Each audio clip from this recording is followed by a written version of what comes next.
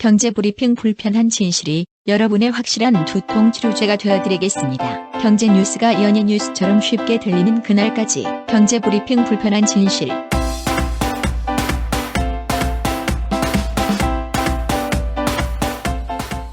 경제브리핑 불편한 진실 10월 17일 순서 시작하겠습니다. 이 PD님은 오늘 오전부터 얼굴이 아주 좋아 보여요? 진짜 그래 보이나요? 주말에 좋은 데 갔다 오신 것 같은데. 주말에 좋은 데 다녀온 것도 있고요. 저희가 주말 방송이 있었잖아. 네. 수면혁명. 네. 수면혁명 책을 읽고 제가 꿀잠을 잤거든요. 수면혁명도 저희가 이벤트 중이긴 한데 댓글이 엄청나게 달리고 있어요. 그렇죠. 그리고 그 바로 직전에 했던 이벤트 반응이 엄청 뜨거웠잖아요. 제가 주말에 그래서 그 공연을 저희 가족들 데리고 직접 보러 갔었습니다. 대학로 한성 아트홀인가요? 한성 제2아트홀. 예, 거기서 하는 당신만이. 그렇죠. 주말 공연 보고 왔는데요. 저는 너무나 큰 감동을 받았어요. 예. 왜냐하면 제가 그렇게 문화예술 쪽에 조예가 깊은 사람이 아니라 이런 공연을 진짜 몇 년 만에 보러 갔었거든요. 특히 그냥 연극은 몇 번 본 적이 있지만 뮤직 드라마는 처음이었어요. 그러니까 이제 46년 만에 처음이다. 그렇죠. 예. 나이를 얘기하고 있어. 아무튼 뮤직 드라마라고 해서 뮤지컬이랑은 좀 다를 것 같고, 근데 들어가기 전에 봤더니만 출연진이 4분밖에 안 돼요. 네. 아빠, 엄마, 딸, 그리고 사위라고 나온 사람은 멀티맨이야. 네.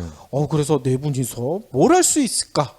약간의 그런 의심을 품고 공연을 보기 시작했는데 2시간 10분 정도 되는 공연이었거든요. 2시간 10분이 어떻게 지나가는지 모를 정도로 너무나 재밌었어요. 몰입감이 엄청나군요. 그렇죠. 그리고 4분이서 너무나 열정적으로 연기도 하고 노래도 부르는데 그거를 다 따라하게 되더라고. 저희들한테 익숙했던 노래가 많이 나오거든요. 네. 거기다가 진짜 제목처럼 당신만이, 가족만이를 생각할 수 있는 그런 기회가 됐기 때문에 주변에서 우시는 분들이 의외로 많아.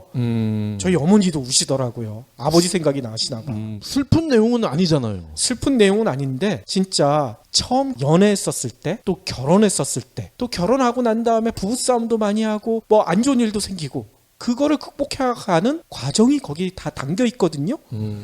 이게 몰입이 되는 거야. 자기 이야기처럼. 그러니까 다들 눈물들을 흘리시더라고요. 그게 명품 공연 아니겠어요. 그러니까요. 남녀노소 보는 사람은 다르지만 결국 극장을 나왔을 때 느끼는 감동은 같은 거. 그렇죠. 그래서 저는 이 공연을 보면서 이런 생각까지 했어요. 내가 진짜 대학로에서 공연 본 지가 너무 오래됐었구나. 앞으로는 이런 공연 좀 자주 봐야 되겠다. 왜냐면 우리랑도 비슷하잖아. 그렇죠. 당신만이를 지금 공연하고 있는 공연 회사도 물론 저희보다는 크겠지만 중소 공연 단체잖아요. 그렇죠. 대학로에 있는 거의 모든 단체들이 아마 사정은 비슷할 겁니다. 그러니까 꼭 큰 극장이 아니라 대학로에 있는 극장에서 이렇게 한 달에 한 번, 분기에 한 번 공연을 봐주시면은 풀뿌리 생태계, 풀뿌리 문화 생태계가 건강해지는 거잖아요. 그렇죠. 저희가 우리나라 언론을 팟캐스트를 통해 가지고 더욱더 건강하게 만들듯이 여러분들도 충분히 공연계도 더 건강하게 만드실 수 있을 것 같아요. 그러니까 기회가 되시면 당신만이 뿐만 아니라 대학로에서 하고 있는 진짜 열정적인 공연들 많이 봐주셨으면 좋을 것 같습니다. 참고로 가격도 그렇게 많이 비싸지는 않죠. 그렇죠. 네. 뮤지컬에 비하면 3분의 1? 4분의 1 가격이죠. 네. 근데 웬만한 뮤지컬보다 훨씬 낫던 것 같아요. 그리고요. 다음에도 이렇게 대학로 공연을 보실 수 있게 해드리는 기회가 오면은 저희가 바로 공지를 하겠습니다. 이번 강의는 영향력에 관한 것입니다. 상위 업체의 영향력이라고 해야겠죠. 지난 10년 동안 웹사이트 수는 폭발적으로 늘었습니다. 근데 페이지 뷰는 이번보다 훨씬 집중되고 있습니다. 2001년 미국 전체 페이지 뷰 상위 10위 사이트가 31%를 차지했는데 2010년 들어서는 75%로 늘었습니다. 구글, 페이스북, 아마존은 단순한 IT 기업이나 쇼핑몰이 아닌 거죠. 심지어 아마존 CEO 제프 베조스는 유력 일간지 워싱턴 포스트를 인수했습니다. 요즘 농부들은 파종할 때마다 씨앗을 새로 사야 합니다. 씨앗이 자라서 열매나 곡식이 되고 거기서 다시 씨앗이 나오는 건데 어찌 된 걸까요? 글로벌 생물공학 기업 몬산토는 제초제를 뿌려도 작물이 죽지 않는 씨앗을 팝니다. 농부에겐 시간과 비용을 줄일 수 있어 획기적이죠. 다만 유전자 변형 씨앗이기 때문에 재생산이 안 됩니다. 결국 농부는 영원히 몬산토 씨앗을 사야 합니다. 더 큰 문제는 씨앗값이 해마다 크게 오른다는 겁니다. 위기에 빠진 자본주의, 다행히 우리가 구할 수 있습니다. 부유한 노예, 슈퍼 자본주의의 저자 로버트 라이시가 신간 자본주의를 구하라에서 해법을 공개합니다. 상위 1%의 독주를 멈추게 하는 법, 자본주의를 구하라. 도서출판 김영사. 그러면 오늘 꼭 챙겨야 할 경제 브리핑. 저희가 출발은 되게 훈훈하게 했는데 브리핑 첫 소식은 우울하네요. 어휴, 뭐가 또 우울해요. 실업자 절반이 대졸이라고 합니다. 대학까지 나왔는데 그렇습니다. 대졸 실업자 규모가요, 3분기 기준 사상 처음 30만 명을 넘어섰는데 실업자 중에서 차지하는 비중 역시 대학 졸업을 한 고학력자들이 최초로 30%에 올라섰다고 합니다. 와, 우리가 보통 알고 있기로는 우리나라 군인 숫자가 60만이잖아. 네. 60만의 절반이 대졸 실업자예요?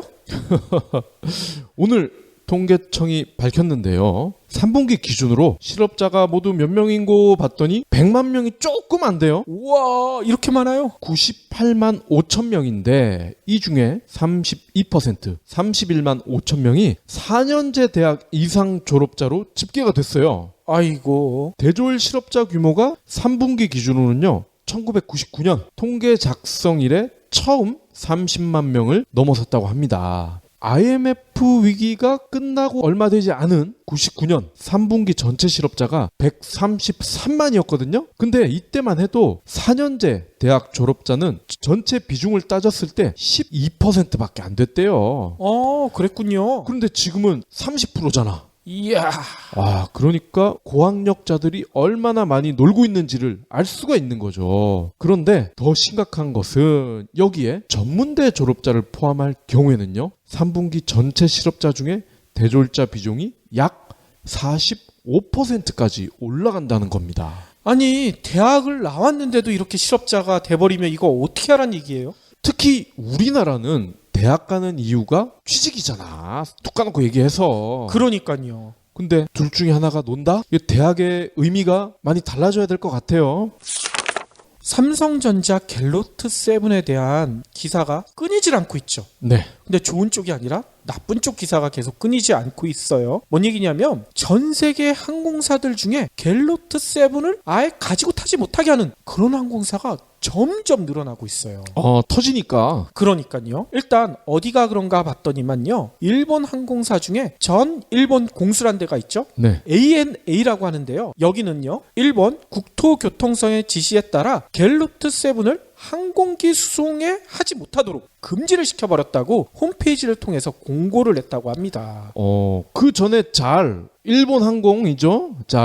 여기도 금지를 시켰었잖아요. 그렇죠. 잘항공은 벌써 15일부터 기내 반입을 전면 금지했다고 하고요. 산케이 신문도 비슷한 소식을 전했는데 미국 교통당국이 최근 갤로트 세븐의 항공기 기내 반입을 전면 금지했다. 따라서 일본 국토교통성도 항공기 안전한 운행을 위해서 마찬가지가 필요하다. 이렇게 전하고 있어요. 그러면 미국, 일본은 다 했고요. 다른 곳 사정도 나와 있나요? CNN 머니가 관련 내용을 조사했나 보더라고요. 네. 여기를 봤더니만 에어아시아, 이게 말레이시아 항공 있잖아요. 박지성이 광고하는 거 맞죠? 그렇죠. 그리고 싱가포르 항공, 그 다음에 퀀타스 항공, 이게 호주 겁니다. 네. 그리고 에미레이트 항공, 그 다음에 버진 애틀랜틱, 버진 애틀랜틱은 영국 거죠. 그 다음에 에어 뉴질랜드, 이런 항공사들이요, 갤로트 세븐의 기내 반입을 금지했다고 해요. 이보다 앞서 알리탈리아 항공, 이거는 이탈리아 항공이라고 하고요. 그 다음에 캐세이 퍼시픽, 여기도 홍콩 거죠. 그 다음에 에어 베를린, 독일, 그 다음에 핀 에어, 핀란드,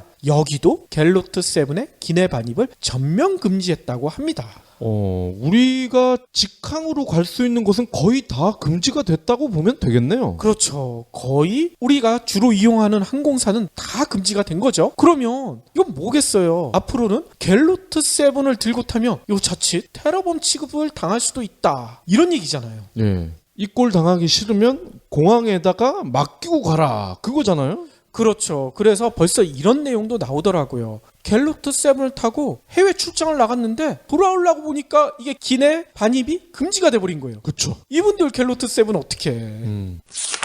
다음 소식입니다. 저희가 보통 브리핑을 5개를 하는데 오늘은 3개만 전해드리려고 해요. 왜요? 왜냐면요. 지금 전해드리는 이 브리핑이 조금 길어질 것 같아요. 아, 그래요? 나름 의미가 있다고 판단을 해서 분량을 살짝 늘렸으니까요. 청취자분들이 이래서 두 사람이 늘렸구나 공감을 해주시면 좋고요. 대도서관이라고 아주 유명한 아프리카 BJ가 있잖아요. 이분은 광고에도 나오더라고요. 네. 근데 이 아프리카 TV를 대표하는 BJ인데 이분이 오늘 망명을 선언했어? 어느 나라로요? 어느 나라는 아니고요. 유튜브로 망명을 한대. 아, 그러면 아프리카 TV를 이제는 안 하겠다는 얘기인가요? 그렇죠. 우리 예전에 왜 카톡을 쓰던 분들이 텔레그램으로 망명한다 그랬었잖아요. 저도 그때 잠시 망명을 했었었죠. 예. 보안 문제 때문에 한창 인기였었는데 이 망명이란 단어가 이제 대도서관 덕에 이제 유튜브로 망명한다 이런 신조어가 생길 것 같아요. 일단 대도서관이요 14일께 아마 지난 주말인 것 같아요. 자기의 유튜브에다가 이렇게 글을 올려놨다는 겁니다. 이제는 아프리카 TV에서는 방송하지 않겠다. 왜? 아프리카 TV가 지나치게 개입을 많이 한다. 근데 이 지나치게 많은 개입을 한다에 갑의 횡포다 이런 주장이 들어가 있어요. 아니, 도대체 어떤 개입을 하는데 그런 얘기까지 했을까요? 저도 이 보도를 하면서 처음 알았습니다. 이 아프리카 TV가요 정부 당국의 규제를 받고 있대요. 저는 인터넷이나 모바일 방송이기 때문에 제약이 없는 줄 알았더니 아프리카 TV만 유독 이렇게 규제가 적용이 된다네요. 그랬어요? 알고 봤더니 왜 예전에 좀 선정적인 그런 방송 때문에 말이 많았었죠? 그리고 비속어, 그런 어떤 잔인한 표현 이런 것 때문에 말이 많았고 심지어 국감에서까지 이게 문제가 됐었대요. 그래서 방통위와 같은 정부 당국에서 인터넷 플랫폼이긴 하지만 이례적으로 규제 대상이 됐다는 겁니다. 그렇군요. 예, 그래서 대도서관도 본의 아니게 여태까지는 그런 규제를 어쩔 수 없이 지키는 그런 선에서 방송을 해왔대요. 여기까지는 문제가 없는데 양측이 틀어진 거는 결국 돈이라는 거야. 아니, 웬 돈? 대도서관이 엄청난 팔로워 수가 있대요. 그러니까 기업에서는 대도서관이 하는 방송에 광고를 주는 겁니다. 가성비가 우리 경제브리핑 불편한 진실보다 훨씬 좋으니까. 우리가 더 좋지 않나요? 그래요? 그러니까 기업 입장에서는 대도서관이 하는 방송에 광고를 넣고 싶은 거예요. 충분히 그럴만 하죠. 예, 근데 아프리카에서 딱 보니까 이거 우리가 챙기는 것보다 더 많이 챙기는 것 같은데? 이렇게 의심 또는 추정을 한 것 같아요. 그래서 아마도 대도서관한테 이런 제안을 했을 것 같아요. 대도서관 총각 우리 덕에 돈 많이 버는 것 같은데 이거 우리 반띵해야 되는 거 아니야? 반띵이나? 라고 추측이 돼요. 이건 어딜까요? 추측인 거죠? 정확히는 모르지만 그래서 이 대도서관 아저씨가 이거는 너무 심한 거 아니냐, 플랫폼의 갑질인 것 같다 이렇게 생각을 하고서 이제 나는 아프리카에는 방송을 하지 않겠다, 유튜브에서만 하겠다 이렇게 선언을 한 거죠. 물론 아프리카 측은 이렇게 얘기를 합니다. 대도서관이 인기 있는 BJ로서 책임 있는 방송 자세가 필요하다, 섭섭하다 이겁니다. 그동안 인터넷 방송 선도 사업자로서 모범을 보이려고 노력을 했다. 보다 책임 있는 자세를 대도서관에 요구했을 뿐인데 격앙된 반응을 보여서 당황스럽다. 그러니까 이 격앙된 반응이라 함은 그런 거죠. 나 이제 니네랑 방송 안 해. 그러니까 양측이 지금 사실 이렇게 싸우고 있는 게 돈 때문이다라고 대놓고는 얘기를 안 하고 있어요. 그냥 광고 수익 활동과 관련해서 이견 차이가 크다 이 정도로만 보도가 되고 있는데 툭 까놓고 얘기해서 돈 때문 아니에요? 아니, 충분히 그럴 것 같아요. 아니, 그러면 이 아프리카 TV와 대도서관의 싸움을 네티즌들은 어떤 시각에서 보고 있나요? 다수의 네티즌들은 대도서관 편을 들고 있는 것 같습니다. 아프리카 TV는 정부의 규제 이거를 자꾸 얘기를 한단 말이에요. 그러니까 대도서관은 사실 선정성이라든지 욕설이라든지 이런 게 다른 인기 방송에 비해서는 덜 하거든요. 그렇죠. 근데 자꾸 이 문제를 물고 늘어주고 있는 거예요. 왜? 광고비 욕심이 나서 우리가 그랬다 이렇게 얘기를 못 하잖아. 그러겠죠. 창피하니까. 그러면서 정부 규제를 자꾸 얘기를 하고 있는데 알고 봤더니요. 여기는 별풍선. 이 별풍선이 일종의 시청자가 주는 후원금이란 말이에요. 그렇죠. 근데 이 별풍선을 받으면 알고 봤더니 BJ가 다 먹는 게 아니더라고. 그러면 누가 먹어요? 수수료를 30%를 아프리카에서 떼간답니다. 30%나? 그렇죠. 그러니까 100만 원을 벌면 30만 원을 바로 떼가는 겁니다. 그리고요. 아프리카가 호스팅비 명목으로 광고를 해주는 기업 측에 약 800만 원의 돈을 또 떼간다고 하네요. 우와, 이렇게 많이요? 그런데 지금 대도서관 같은 인기 BJ에 더 많은 걸 요구하고 있다는 거죠. 점유율, 인기 플랫폼 사업자로서 이거는 누가 봐도 갑질이다. 이렇게 평가를 하고 있습니다. 충분히 그런 얘기가 나올 법하네요. 반면에 이런 반론도 있습니다. BJ들이 지금 아프리카 TV가 주 무대인데 이들 중에 대부분이 이미 유튜브에도 방송을 올리고 있다는 겁니다.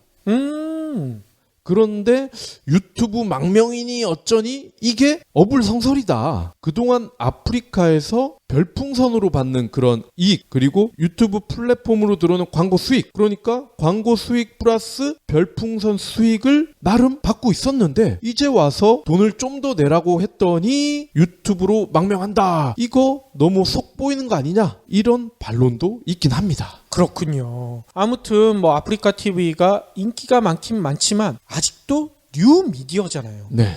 뉴 미디어가 아직도 성장할 길이 많이 남아 있는데 벌써 이런 분란이 생기면 좀 문제가 심각하지 않을까 이런 생각이 들어요. 근데 다행히 저희 입장에서 유력 플랫폼인 팟빵은 이렇게까지 갑질하고 이런 건 없는 것 같아요.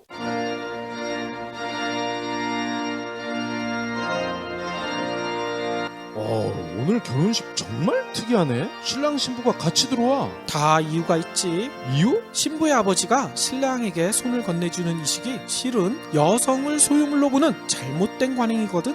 소유물? 말도 안 돼. 생각해봐. 신부 아버지 책임하에 있던 신부가 새로운 배우자에게 책임이 기속되는 것과 같잖아.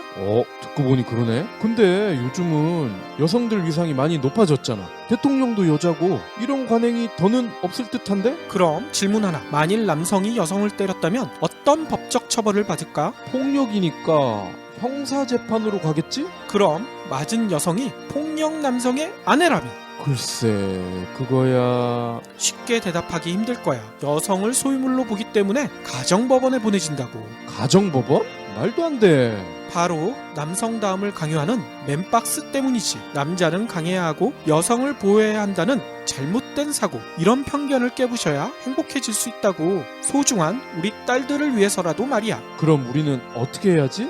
테드에서 200만 뷰를 돌파한 토니 퍼터의 신작 맨박스에 자세한 해법이 나와 있다고. 맨박스라. 당장 사서 봐야 되겠네. 맨박스, 강요된 남자다움에 대하여 도서출판 한빛비즈.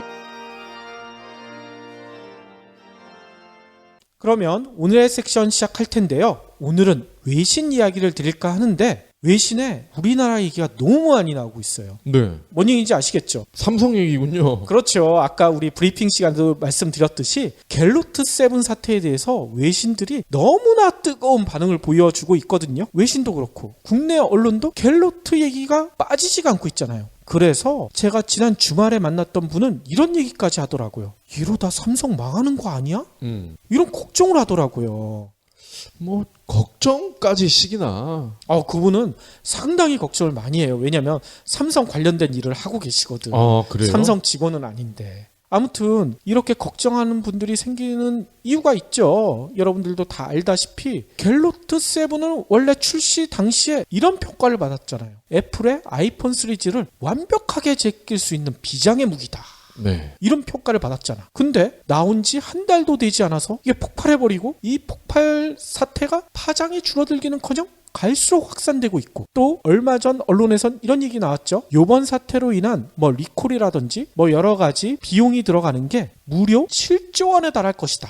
삼성이 이만큼 엄청난 손실을 직접적으로 받게 될 것이다. 이렇게 얘기하고 있고, 게다가 이 비용은 그렇다 손 치더라도 가장 중요한 품질의 삼성.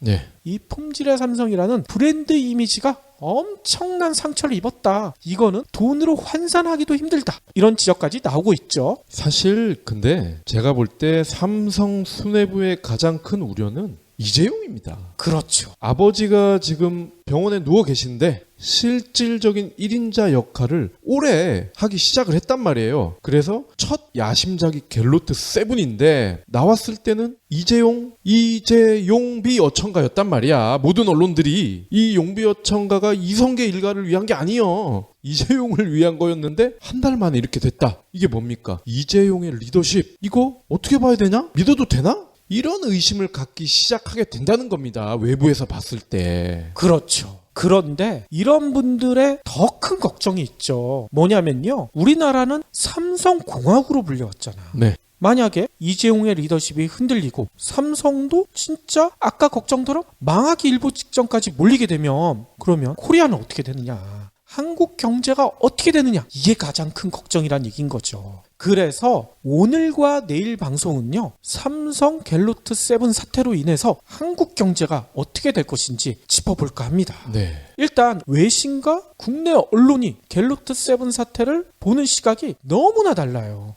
여러분들도 많이 보셨겠지만 조선일보가요. 이런 기사를 썼더라고요. 수류탄이면 어때? 단종 선언에도 갤로트 7 계속 쓰겠다는 사람들. 제목이 이렇게 돼 있어. 수류탄이면 어때? 수류탄이라도 계속 쓰겠다는 거예요. 또 머니투데이는요. 갤로트 7 단종에도 소비자 91% 갤로트 시리즈 구매 이하 터져도 계속 쓰겠다는 얘기인 거죠. 또 뉴데일리라는 보수 매체 있죠. 여기는 뭐라고 썼냐면요. 삼성 갤로트 7 위기 수습 국면, 소비자 신뢰, 빠른 속도 회복. 벌써 사태가 수습됐네요. 신뢰가 회복이 됐대요? 이 기사 제목만 보더라도 국내 언론들은요. 삼성전자에 대한 국내 소비자들 또 해외 소비자들의 신뢰가 워낙 굳건하기 때문에 갤로트 7 사태는 금방 마무리될 것 같다. 뭐 이렇게 내다보고 있는 거죠. 한마디로 해프닝으로 끝날 수도 있다. 뭐 이런 얘기까지 나오고 있는 거고요. 왜? 삼성이 발빠르고 성실하게 대응했다. 또 갤로트 7을 대체하기 위해서 갤럭시 S8이 곧 나올 예정이라는 얘기까지 쏟아내면서 그 삼성은 손실을 회복할 것이다. 이런 기대감도 내비치고 있어요. 네. 물론 국내 언론들의 바램대로 되면 진짜 다행이겠죠. 근데 외신들이 전하는 분위기를 보면 그렇지 않은 것 같아요. 제가 기사를 좀 찾아봤더니 갤로트 7 관련된 기사가 엄청나게 많은데 좀 눈길 끄는 것만 좀 뽑아왔습니다. 뉴욕타임즈는 뭐라고 전했냐면요. 삼성은 갤럭시 노트 7 생산을 중단했지만 안전 문제가 끝난 것은 아니며 삼성이 다른 제품들도 안전 문제 중심에 있다. 이렇게 보도를 했거든요. 그렇죠. 이게 뭔 얘기예요? 갤로트 7뿐만 아니라 다른 제품들도 터질 위험이 있다는 얘기인 거예요. 월스트리트 저널은 뭐라고 전했냐면요. 삼성전자가 미국 소비자 제품 안전위원회의 상황을 제대로 전달하지 않아서 소비자들을 불필요한 위험에 처하게 한 게 아닌지 우려된다. 이렇게 꼬집었어요. 또 미국 IT 전문 매체 중에 이타임즈라고 있거든요. 네. 여긴 뭐라고 했냐면요. 갤로트 7의 고속 충전 기능을 개선하기 위해서 어플리케이션 프로세서라고 있죠. AP라고 하죠. 이 AP의 일부 설계 변경이 있었고 고속 충전과 관련한 AP의 일부 기능이 문제가 됐을 수도 있다. 이 얘기가 뭐겠습니까? 아직까지 삼성전자가 폭발 원인을 규명하지 못하니까 이런 의혹까지 제기하고 있는 거예요. 삼성은 지금 배터리 문제일 것이다 라고 얘기를 하고 있잖아. 근데 AP 문제라면 더 심각한데요? 그렇죠. 게다가 중국 언론도 여기에 주목하고 있죠. 중국의 CCTV 뭐라고 전했냐면요. 삼성이 진심으로 중국 소비자를 존중하지 않는다면 제2 블랙베리로 전락할 수 있다. 이런 경고까지 했어요. 중국 소비자들한테 제대로 설명 안 했다는 거야. 블랙베리는 어떤 회사인지 아시죠? 네. 한때 오바마 폰 만들었던 회사인데 최근에 인기가 너무 떨어져서 스마트폰 생산을 아예 안 하겠다. 선언한 회사거든요. 제2의 블랙베리가 된다는 것은 한마디로 망한다는 얘기인 거예요. 스마트폰 사업에서 손을 뗄 가능성이 있다. 이렇게 지적한 거죠. 물론 악의적으로 보도했을 가능성도 없지 않아 있죠. 그렇지만 삼성이 휴대폰 사업에서 손 떼고 더 나아가 몰락할 수 있다. 이렇게 거론하는 거는 진짜 심각해요. 근데 외신과 국내 언론의 보도 태도가 왜 이렇게 다를까요? 뭐 이거는 경제브리핑 오래 들으신 애청자분들이라면 다 알고 있겠죠. 그렇죠. 그렇지만 뭐 그래도 간단하게만 설명을 드리자면 국내 언론이 삼성의 위기를 거론하는 것은 영린을 건드린다. 뭐 이런 얘기까지 나오거든요. 네. 영린이 뭔지 아시죠? 용의 비늘? 그렇죠. 용의 비른을 건드리는 것은 예전 같으면 사형까지 당하는 그런 반역과 비슷하게 여겨졌었잖아요. 그렇죠. 삼성은 국내 광고 시장에서 가장 큰 손이죠. 삼성 눈밖에라도 나면 존립이 위태로운 언론사들도 거의 대부분이에요. 비근한 예가 있죠. 얼마 전 삼성과 일전을 벌였다가 두 손 두 발 다 든 신문사. 전자신문이 최근에 있었죠. 그렇죠. 전자신문 사태만 보더라도 삼성의 힘이 얼마나 큰지 짐작할 수가 있는데 최근 갤로트 세븐 사태가 벌어졌다고 국내 언론들이 이거를 대놓고 보도하기는 힘들잖아. 이런 국내 언론의 보도 태도에 대해서도 외신들이 짚고 있어요. 뭔 얘기냐면요. LA타임즈는 며칠 전 비즈니스 섹션에 제목을 이렇게 달았어요. 삼성공화국에 사는 한국인들 머릿 기사를 통해서 한 페이지를 거의 다 털었더라고. 네. 여기 내용을 살짝만 소개해드리자면 이런 내용이 담겨 있습니다. 한국인들은 삼성이 건설한 아파트에 살면서 삼성 냉장고에서 마실 것을 꺼내고 삼성 텔레비전을 보다가 삼성 신용카드를 갖고 물건을 사러 나간다. 여기에 한때는 삼성 자동차도 있었죠. 그렇죠. 아무튼 이 LA타임즈는요. 한국인들은 이렇게 삼성에 매몰돼 있기 때문에 갤로트 세븐 사태가 그냥 기업의 일이 아니라 자신 개인의 일처럼 느끼고 있다. 이렇게 전했어요. 그러니까 국내 언론들도 어떻게든 삼성을 감싸려고 하는 이런 물타기적 보도 행태를 보이는 게 바로 이런 현실에 기인한다. 이거를 비꼰 셈인 거예요. 제대로 짚은 것 같아요. 그렇죠. 특히 일부 외신들은요. 삼성의 위기가 우리가 처음 얘기한 것처럼 한국 경제의 위기가 될 것이다. 이런 전망까지 내놓고 있어요. 중국의 영자 매체 중에 글로벌 타임스라고 있거든요. 여기는 얼마 전에 이런 제목의 기사를 썼어요. 삼성 현재의 위기, 한국 경제의 취약성을 드러낸다. 그래서 이 기사의 내용을 보면요. 이렇게 돼 있습니다. 1980년대 한국의 4대 재벌 삼성, 현대, SK, LG가 한국 GDP에서 차지하는 비중이 20% 정도였는데 현재 4대 재벌인 삼성, 현대차, LG, SK는요. 무려 60%에 달한다. 이런 갈수록 양극화가 심해지는 한국 경제가 삼성 사태로 인해 심각한 위기에 빠지고 있다. 이렇게 전했어요. 저도 이 기사를 봤는데요. 이 4대 재벌의 비중이 이렇게까지 많은지는 몰랐습니다. 게다가 AFP 통신은요. 삼성 문제를 더 깊숙이 찌르고 있어요. 뭐라고 했는 줄 아세요? 국내 언론들이 못하는 얘기를 하고 있어. 우리 경제브리핑에서만 들을 수 있는. 네. 뭔 얘기를 했냐면 갤로트 세븐 사태에서 삼성의 위기관리가 작동하지 못한 것은 구조적인 문제다. 어떤 구조적인 문제냐? 가족 경영 재벌들은 자신들만의 독특한 방식으로 경영을 해왔다. 3대에 걸쳐서 세습되는 폐쇄적인 경영이 현재의 위기를 만들어냈다. 이렇게 지적을 한 거야. 제대로 짚었죠? 경제브리핑 불편한 진실을 영어로 번역해주는 그런 서비스가 있나 봐요? AFP 통신 기자가 우리 방송을 들었나요? 아무튼 뭐 일부 분들은 이런 얘기 하실 거예요. 미국이나 중국의 시각을 대변하는 외신들이 한국의 삼성전자를 곱게 볼 리 없다. 이건 저희들도 인정하죠. 더 나아가 국내 언론들이 호들갑을 떨며 지적하는 것처럼 외신들이 자국의 애플이나 샤오미를 유리하게 만들기 위해서 삼성의 위기를 가정할 수도 있어요. 분명히. 네. 그렇다고 국내 언론들의 주장처럼 삼성이 위기를 쉽게 빠져나올 것이다. 이렇게 막연하게 기대하기에는 사태의 심각성이 너무나 위중해 보여요. 국내에서는 쉽게 빠져나갈 수 있겠죠. 경영학에서는 이런 얘기를 하죠. 위기가 다가올 때는 가장 최악의 상태를 가정해라. 그리고 위기를 대비해야 실제 위기를 쉽게 벗어날 수 있다. 이런 얘기를 하잖아요. 따라서 이번 갤로트 세븐 사태도요. 최악의 상황을 한번 가정해 볼까 해요. 바로 삼성이 몰락하면 어떻게 될 것인가. 다들 말도 되지 않아. 상상도 할 수 없는 일이야. 뭐 이렇게 할 수도 있지만요. 삼성 말고도 글로벌 초인류 기업 중에 한 방에 훅 가는 경우 우리 흔히 봐왔잖아. 그럼요. 앨런, 월드컴, 그 다음에 리먼 브라더스. 이 회사들만 해도 2000년대 이후에 파산한 초인류 글로벌 기업이거든요. 그런데 삼성이라고 영원히 망하지 않을 수는 없겠죠. 또 삼성 사태에서 가장 많이 거론되는 노키아도 있잖아. 노키아. 그렇죠. 그래서 오늘 노키아 사태를 통해서 삼성이 진짜 몰락했었을 때 우리 경제가 어떻게 될지 지금부터 짚어볼까 하는데요.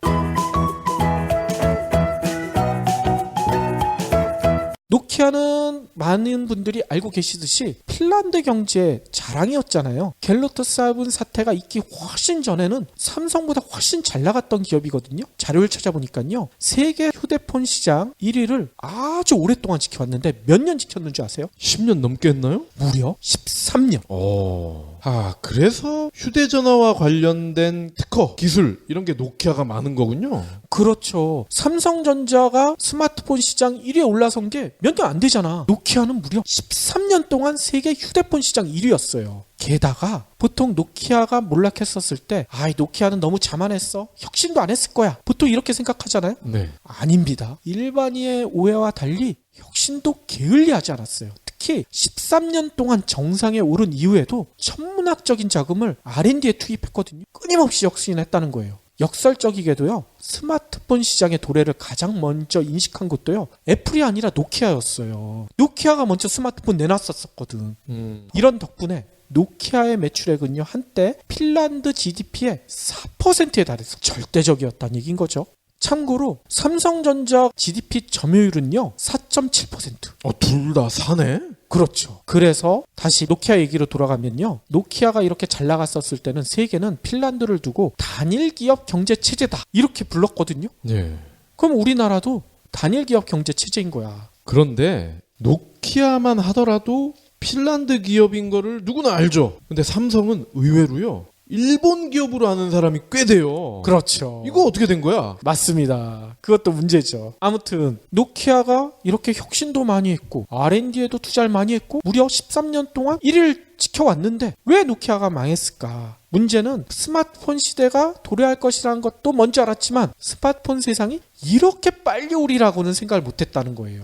코닥이랑 비슷하군요. 그렇죠. 코닥도 디지털 카메라를 먼저 개발했지만 네. 개발해놓고 가만 놔뒀잖아. 천천히 바뀔 것이다. 노키아도 마찬가지래요. 복잡하고 컨텐츠도 부족한 스마트폰 보급은 앞으로 한참 걸릴 거다. 그러니까 계속 그 엄청난 R&D 비용을 휴대전화에 쏟아 부은 거야. 스마트폰에 쏟아 붓지 않고. 이런 상황에서 애플이 아이폰을 출시하면서 판을 완전히 뒤바꿔 놨죠. 완전히 흔들어 버렸잖아. 이러니 노키아는 자신이 만들어 놓은 틀에서 점진적인 혁신을 추구하다 몰락의 길로 접어들었다. 전문가들은 이렇게 분석을 하더라고요. 이거는 어찌 보면 노키아는 삼성전자처럼 현재 갤로트 세븐 사태처럼 커다란 위기는 겪지는 않았지만 몰락한 셈이잖아. 그럼 그 얘기는 삼성은 더 빨리 몰락할 가능성도 있다는 거군요? 그렇죠.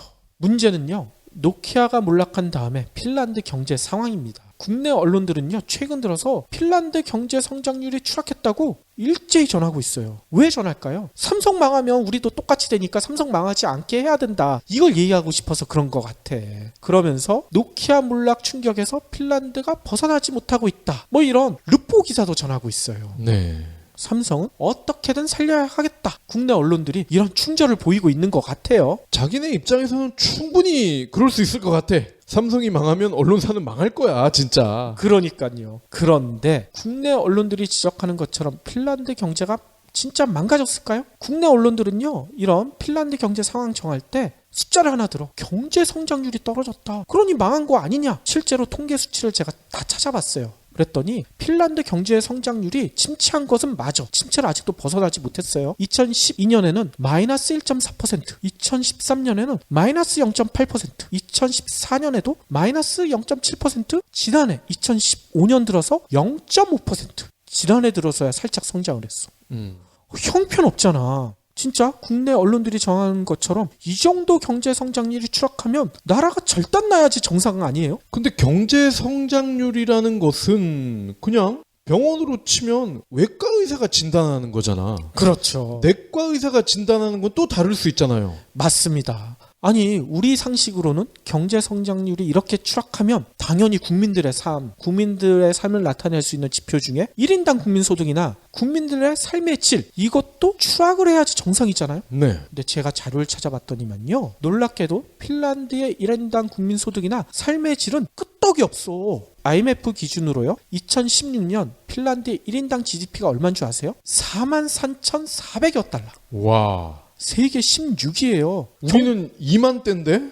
그렇죠. 우리나라는 27,000여 달러로 세계 29위인데 핀란드는 우리보다 13단계나 앞서 있어. 앞자리가 두 개나 다르군요. 그렇죠. 아니 경제 성장률이 마이너스인데 1인당 GDP가 4만 달러라. 놀랍죠? 게다가 OECD가 발표한 2016년 사회 지표를 살펴봤더니만요. 국민들의 삶의 만족도가요. 7.4점이에요. 10점 만점에 7.4점. 그럼 이게 어느 정도 되냐 봤더니 스위스, 노르웨이, 덴마크, 아이슬란드 바로 다음이야. 세계 5위예요. 5위. 국민들의 삶의 만족도가 경제 성장률이 마이너스인데도 국민들은 삶을 만족한대. 그러니까 이게 경제 성장률이라는 것은 사실 큰 의미가 없다고 봐도 되는 거 아닙니까? 그렇죠. 경제 성장률만 치면 우리는 전 세계에서 5등 안에 들어야지 삶의 질이. 그렇죠. 우리는 마이너스는 아니잖아요. 그죠? 맞습니다. 참고로 우리나라의 삶의 만족도는요. 5.8점. 진짜 창피하죠? OECD 평균이 6.5예요. 6.5보다 훨씬 떨어져. 우리나라, 핀란드랑 국민들의 삶의 만족도가 비교가 안 돼요. 또 외신을 통해서 제가 재미난 걸 봤는데 미국의 비영리 단체 중에 사회발전조사 기구가 있거든요. 여기서 최근에 2016년 사회발전 지수 이런 걸 발표를 했어요. 전 세계 133개국을 조사를 한 거야. 뭘 조사했냐면 기본적인 인간 욕구, 그러니까 얼마나 영양을 잘 챙기고 기본적인 의료 지원을 받고 물, 위생 잘 챙겨주는지 뭐 이런 거. 또 웰빙에 기반한 지표도 조사를 했어요. 기초 지식이나 정보통신 접근성이 얼마나 좋은지, 또 생태계 지속 가능성이 얼마나 높은지, 게다가 기회, 개인들의 권리나 고등교육 접근성, 개인의 자유와 선택, 관용과 포용, 이런 거의 전반적인 모든 분야를 다 조사를 한 거예요. 무려 아까 얘기 드린 것처럼 133개국. 근데 핀란드가 여기에서 몇 위 했는 줄 아세요? 종합? 3등? 아니에요. 놀랍게도 종합 1위야. 오. 133개국 중에 경제 성장률이 마이너스인데 종합 1위예요. 여기서 다시 한번 입증이 되네요. 경제 성장률은 쓰잘데기 없는 거라는 거에. 그러니까요. 게다가 요번 조사가 올해 처음 이루어진 게 아니라 매년 이루어지는데 2015년에는 7위였거든요. 6단계나 뛰어 올랐어. 예.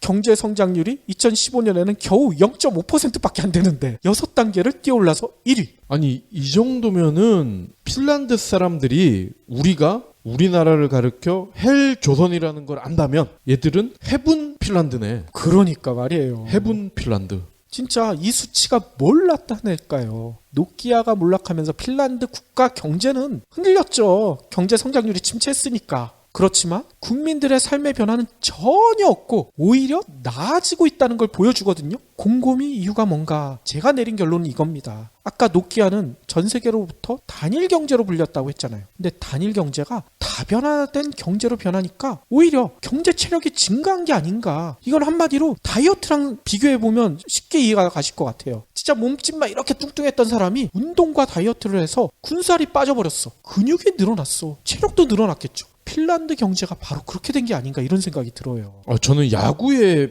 비교하는 걸 자주 하잖아요. 이거는 롯데와 두산을 비교하면 될 것 같아. 롯데와 두산. 롯데는 이대호가 있을 때부터 대호와 8난장이, 그렇게 불렀어요? 지금은 아섭이와 8난장이 뭐 그러잖아요. 그렇죠. 그러니까 한 명의 프랜차이즈 스타에 의존하는 구단, 당연히 성적은 안 좋죠. 그런데 두산은 생각을 한번 해보세요. 물론 니퍼트나 아주 월등한 선수들이 있긴 하지만 대체로 모든 선수들이 고르게 활약을 하잖아. 그렇죠. 화수분 야구로 불리죠. AP통신이 비슷한 지적을 했어요. 뭐라고 했냐면요. 노키아가 망했지만 핀란드 경제가 망하지 않는 이유에 대해서 얼마 전에 보도를 했는데 여기서 이런 얘기가 나옵니다. 노키아의 많은 직원들이 실업급여를 2년이나 받으면서 재취업하고 벤처기업을 창업하면서 핀란드 경제의 허리와 하체가 튼튼해졌다.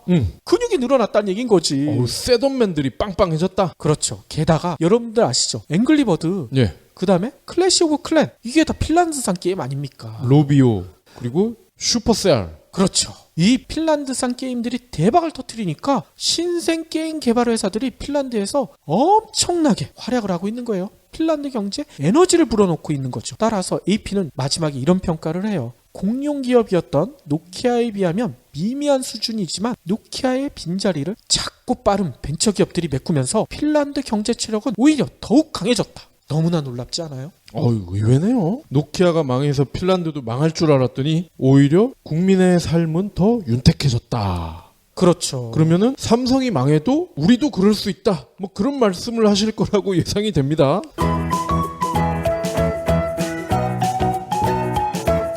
맞습니다. 그렇다면 진짜 삼성이 망했을 때 우리 경제 진짜 박 PD가 방금 얘기한 것처럼 괜찮을까? 저는 괜찮을 거라고 생각을 해요. 그렇지만 거기에는 전제 조건이 필요할 것 같아요.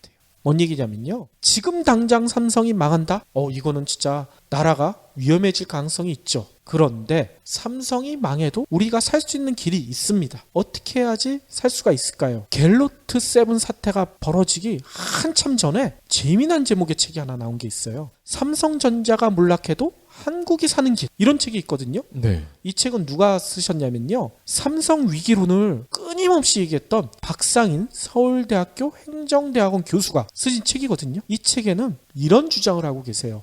삼성이 망해도 한국 경제가 살려면 지금부터라도 총수일가를 정점으로 한 수식 계열화 지배 구조부터 타파해야 한다. 뭔 얘기냐면 삼성전자의 부품의 상당 부분은 수직 계열화에 따라 계열사나 내부 거래에서 조달되고 있고 소유 구조는 총수 일가가 삼성생명과 삼성물산 등 계열사를 통해 지배하는 형태는 위기가 닥쳤을 때 치명적이다. 박 교수는 이렇게 지적하십니다. 네. 그런데 문제는 최근에 갤로트 세븐 사태가 벌어진 이후 삼성이 변하고 있다. 그래서 혁신하고 있다. 국내 언론들이 이렇게 얘기하거든요. 근데 이 혁신은 그냥 아까 노키아가 했던 것처럼 R&D에 투자만 하겠다는 거지 지배구조 개혁을 하겠다. 이런 내용은 없어. 박 교수가 지적한 거는 이런 혁신이라는 문제가 중요한 게 아니라 지배구조 개혁이 선행되지 않으면 한국 경제까지 위험할 수 있다. 그렇죠. 지배 방식이 달라져야 한다는 건데 이렇게 총수 일가가 지배를 하는 거는 어떻게 보면은 벤처, 그죠? 중견기업 정도까지 가능한 거 아니겠어요? 그렇죠. 대기업 정도 되면은 이게 오히려 되는 게 신기한 거 아닙니까? 맞습니다. 게다가 박 교수는요, 이 책에서 끔찍한 전망까지 했어요. 현재처럼 삼성 지배구조가 개선되지 않고 삼성 집중력이 여전한 상태에서 만약 삼성이 몰락한다. 그러면 우리 경제의 충격은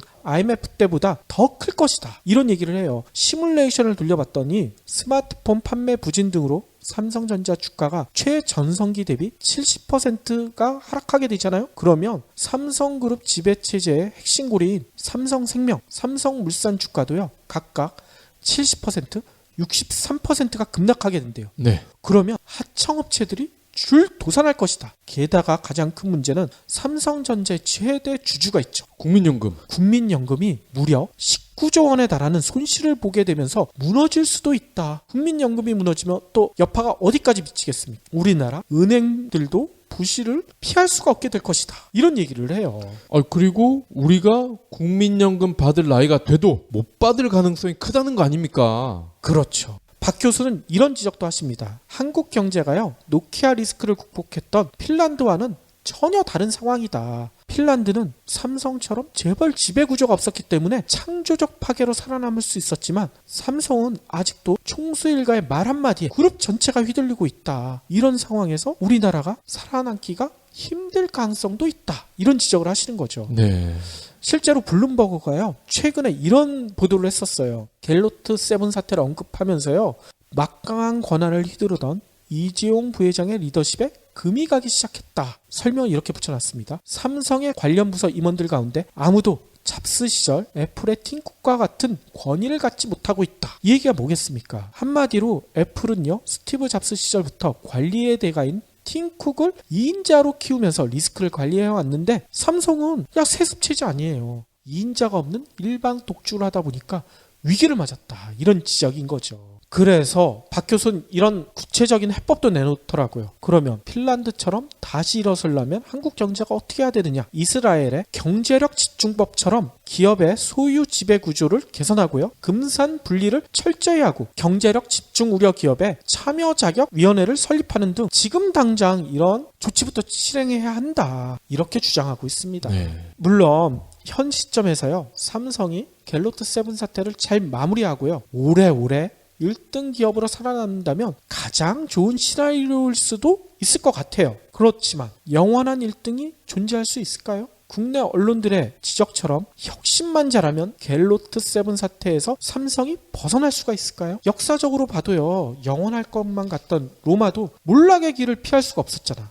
삼성도 예외일 수가 없겠죠. 특히 아까도 지적했듯이 혁신을 게을리하지 않았던 노키아도 트렌드의 변화를 감지하지 못해서 몰락한 것처럼 삼성전자도 갤로트 7 사태를 너무 안일하게 대처하다가 어떻게 될지 아무도 장담할 수 없게 돼버렸잖아요. 그러니까요. 이 갤럭시 7 사는 사람한테는 갤럭시 7을 줘야 된다니까. 그러니까 말이에요. 국내 언론들이 지적하는 것처럼 혁신이란 말로 이번 사태를 무마시키고 지배구조 개혁을 외면하게 되면 갤로트 7 사태는 이번 한 번만으로 안 끝날 것 같아요. 앞으로도 계속 이어질 가능성이 높을 것 같습니다. 물론 이재용 엉아 입장에서는 할아버지도 그랬고 아빠도 그랬고 그럼 나도 그렇게 하면 되는 거 아니야? 이렇게 생각할 수 있지만 그때랑은 판이 다르잖아요. 그렇죠. 그래서 저는 독일 기업들이 대안이 될 수 있지 않을까 이런 생각을 해요. 독일도 의외로 재벌, 그러니까 우리나라의 재벌처럼 총수들이 있는 기업들이 적지 않거든요. 근데 우리랑은 차원이 다른 게 물론 이들도 세습 경영을 하긴 하지만 전문 경영인을 두고서 감독을 하는 역할에만 그치고 있다는 거예요. 오너 일가들은. 그렇죠.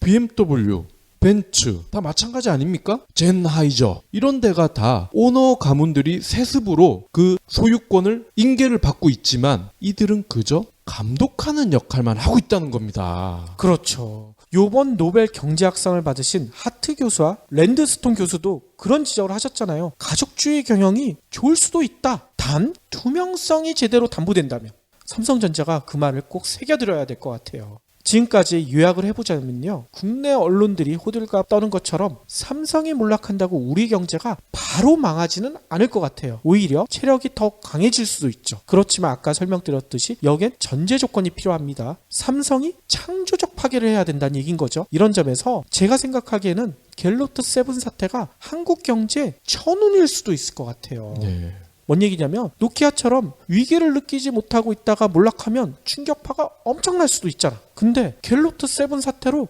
삼성전자에 대해서 온 국민이 한번 생각해 볼 기회를 가질 수 있게 됐잖아요. 삼성도 위기를 겪을 수 있구나. 뭔가 삼성에도 변화가 필요하다. 이런 공감대가 벌써 형성될 수도 있고요. 네. 창조적 파괴란 말처럼 삼성의 지배 구조를 창조적으로 파괴한다면 오히려 삼성도 살고 대한민국 경제도 살아날 수 있지 않을까. 이런 기대가 듭니다. 위기는 기회라는 말처럼 말이죠. 삼성이 대단한 회사라는 건 분명합니다. 그는 자타가 공인하는 팩트고요. 그렇기 때문에 삼성이 앞으로의 판에 맞는 지배 구조를 갖춰야 된다는 거죠. 그렇죠. 그러면요. 저희가 아까 2회에 걸쳐서 삼성 관련된 이야기를 하겠다고 했는데 내일은요. 삼성이 갤로트 7 사태를 어떻게 대처하는지 예전 도요타 사태랑 한번 비교해 보실 신상 10개만 고르면 됩니다. 물론 사는 것이 아니라 찜만 하는 겁니다. 그러면 기부머니 500원이 매주 생기죠. 이 기부머니를 경제브리핑, 불편한 진실 같은 프로젝트에 후원할 수 있습니다. 참 쉽죠? 보너스도 있습니다. 매주 추첨을 통해 골라놓은 신상을 최대 90% 할인된 가격으로 살 수 있는 기회도 제공합니다. 기부도 하고 신상도 챙기고 그야말로 꽉 먹고 알 먹고입니다. 이래도 기부는 나와 상관없는 딴 나라 이야기라고 하실 건가요? 당장 위시플렉스에 접속해 자랑스러운 기부천사의 이름을 올리세요. 마지막으로는요. 정말 충격적인 외신이 하나 들어왔죠. 외계인이 나타났나요? 외계인이랑 비슷해. 중국이 유인 우주선을 쐈잖아 또. 유인이라는 얘기는 우주선 안에 사람이 탔다는 거잖아요. 맞습니다. 중국이 유인 우주선인 선저우 11호를 발사하는데 성공을 해버렸어. 실패도 아니고. 일단 외신이 밝힌 바에 따르면요. 선저우 11호가요. 현지 시간으로 오전 7시 30분에 장정 2호 로켓에 실려 우주를 향해서 성공적으로 날아갔대요. 이 선저우 11호에는요. 중국인 남성 우주인 2명이 탑승하고 있대. 그러면 이 우주인들이 뭘 하냐? 우주 공간에 있는 실험용 우주 정거장 탱궁 2호와 도킹할 예정이라고 합니다. 중국이 이미 우주 정거장이 있었어요? 우주 정거장이 있었어요. 이 텐궁 2호라는 우주 정거장에서 이 우주인 2명이 무려 30일 동안이나 머문대요. 여기서 다양한 실험을 하면서 우주에 살기 위해 여러 가지 조건을 점검할 계획이라고 해요. 근데 방금 박 PD가 물어보셨잖아요. 중국이 우주 정거장이 있었어? 물어보셨는데 네. 자칫하다가 아니라 이게 기정사실화가 돼버렸더라고요. 전 세계 유일한 우주 정거장 보유 국가가 얼마 안 있으면 중국이 될 예정이래요. 뭔 얘기냐면요. 현재 우주정거장은요. 미국과 러시아가 공동 운영하는 게 있죠. 네. 근데 이게 수명이 7년밖에 남지 않았어. 근데 중국은 텐궁 2호가 있다고 했죠. 네. 2024년이면 중국이 세계에서 유일한 우주정거장 보유국가가 된다는 거예요. 이러니 국내 언론들은 중국이 우주 굴기를 가속하고 있다. 이렇게 전하고 있죠. 게다가 중국은요. 2021년에는 화성에 탐사선을 착륙시키겠다. 이 계획도 추진 중이라고 합니다. 화성까지 가겠다. 아니 우리가 얼마 전만 해도 개그 콘서트나 이런 데에서 중국을 마대전자라고 무시해 왔잖아요. 네. 그러다가 작년부터 중국이 좀 뭔가 하네? 뭐 샤오미나 하이 같은 IT 업체들이 대륙의 실수라고 하면서 전 세계 IT 시장을 뒤흔들어 놨잖아. 네. 그런데 이 IT뿐만 아니라 이제 우주까지 뒤흔들고 있어요. 더 이상 무시를 받아야 될 그럴 존재는 아닌 것 같아요. 그러니까요. 진짜 이 외신을 보면서 저는 부럽기도 하면서 너무나 씁쓸해. 우리가 몇 년 전까지만 해도 마대전자 이러면서 놀렸던 중국이었는데. 네. 자, 근데 이 외신에 네티즌이 단 댓글이 아주 명작입니다. 뭐라고 했어요? 굉장히 짧아요. 임팩트가 엄청 강합니다. 4대강, 자원외교, 창조경제 이거 다 합하면 화성도 다녀왔겠다. 진짜 맞는 얘기 같아요.